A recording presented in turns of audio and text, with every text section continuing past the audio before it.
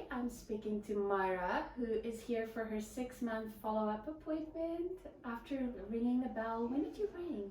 July 28th. In the summer. Mm-hmm. And now it is almost February. So you've been living life for some time. How long did you have CRPS for, Myra, before coming here? I had CRPS for 3.5 years. And where in your body was it? It started in my right ankle after an injury to my femur, and then it spread to the knee, to the hip, and to the left leg as well.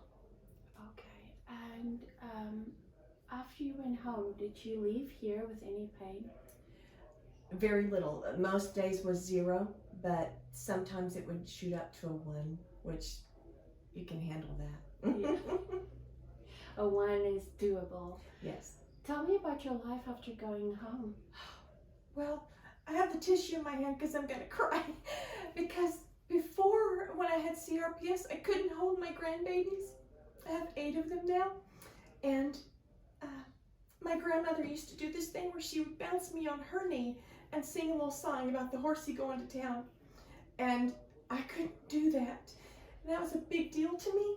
So the first thing when I got home, all my grandkids come in to see me, and my sweet little granddaughter Naya jumped on my leg. And used to, Mommy and Daddy would say, "Oh, don't touch Grammy, Grammy's in pain today." But she ran and hugged me and jumped on my leg, and I sat down and did the little horsey song with her. And it may seem like a small thing to other people, but to me, it was just joy. That's the difference in my life now.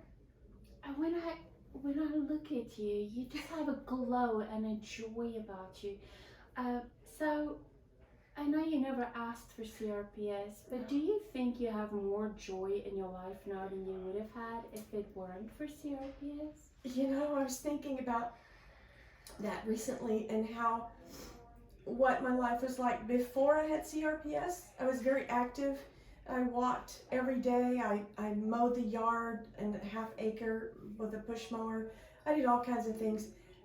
But after having CRPS, you're right, the joy over the little things, little small things.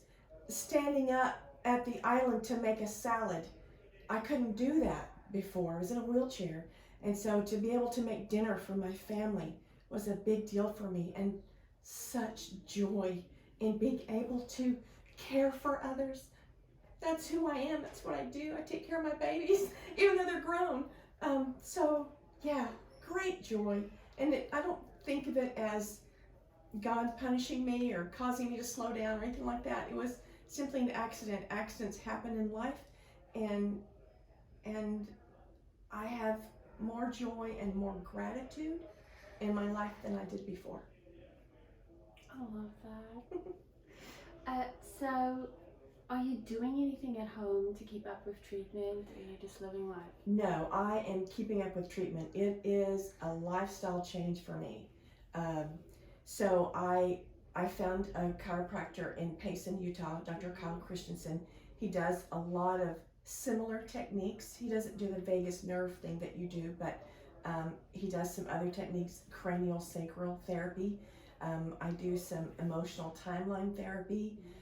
I take supplements, and Dr. H can attest, when I came here in the beginning, my metabolic assessment was through the roof. It was like 194, and today we went over it, I'm down to 31, and all of my things are just almost perfect numbers. So minerals, vitamins, eating whole foods, getting enough rest. With CRPS, you don't sleep. And so to be able to sleep is a big deal. I have a grounding mat. I use the microcurrent every day. I use the PRS. I will confess that the last 2 months, December and January, I only used the PRS for pain relief. I didn't use it for doing my exercises. And so the girls here, Casey and Katie, they can tell. They're putting me through my paces again and making sure that I'm going back to the fundamentals and really working. Have you had any injuries since you left? Before I even left the clinic, I actually dropped a suitcase on my foot. And at first, I was like, oh. And then the next day, my whole foot was bruised. I was like, wow, I really hurt myself.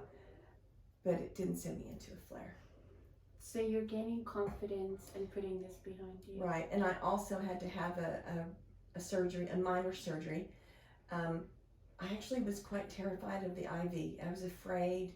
I made sure that they didn't put it in my hand, but that they put it in my arm.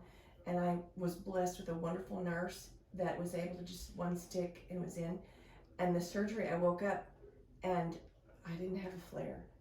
And I think you had interviewed one other lady who talked about, or maybe it was Philip, that talked about being afraid of a big flare coming on. Mm-hmm. And so I've tried to make sure that I don't let fear run me. And if it comes back, if I have some pain, I know how to get rid of it.